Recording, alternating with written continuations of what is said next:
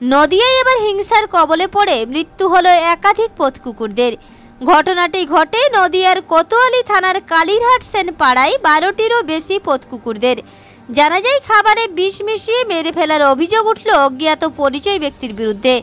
এলাকাবাসীদের দাবি, এদিন কে বা কারা মোটরসাইকেলে করে এসে এই পথ কুকুরদের মুরগির ছালের সাথে দানা ওষুধ মিশিয়ে খাইয়ে দিয়েছে।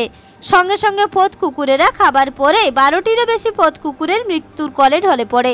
তবে এটা কোনো চোরের কাজ হতে পারে, তার চুরি করতে অসুবিধা হচ্ছে বলে এই কাজ ঘটিয়েছে।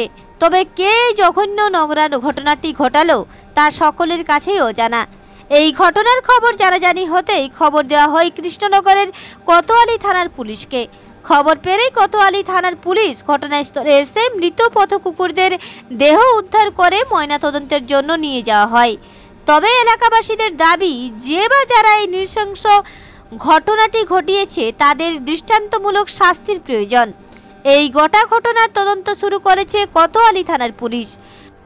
আমাদের এই সেনপুর শ্যামনগর পাড়াতে গতকাল রাতে কোনো এক ব্যক্তি মোটরসাইকেলে করে কিংবা যাই হোক কিছুতে করে এসে মুরগির ছালের সাথে দানা ওষুধ মিশিয়ে এই কুকুরগুলোকে খাইয়েছে। দিয়ে আমাদের এখানে প্রায় 12 থেকে 13টা কুকুর এই দানা ওষুধ খেয়ে মারা গেছে। আমাদের মনে হচ্ছে এটা হয়তো কোনো চোরের কাজ হতে পারে, হয়তো সে চুরি করার অসুবিধা হচ্ছে তার, সেই জন্য সে কাজটা করেছে, এরকম মনে হচ্ছে আমাদের। তো আমরা পুলিশকে ফোন করেছিলাম, তো ওনারা এসছে। তো ওনারা কুকুরগুলোকে নিয়ে যাবে সাথে করে, দিয়ে ওনারা পোস্টমর্টম করবে, দিয়ে ওনারা জানাবে বললেন আমাদের যে ঘটনাটা ওটা নিয়ে তদন্ত করবে পুলিশে। আমরা পাড়ার লোক এই যে যারা কুকুরগুলোকে যারা মেরেছে তাদের আমরা শাস্তি চাই। আপনার নাম? আমার নাম হচ্ছে বুদ্ধিশ্বর ঘোষ। নদিয়া থেকে সমীরদের রিপোর্ট, রূপসী বাংলা মিডিয়া।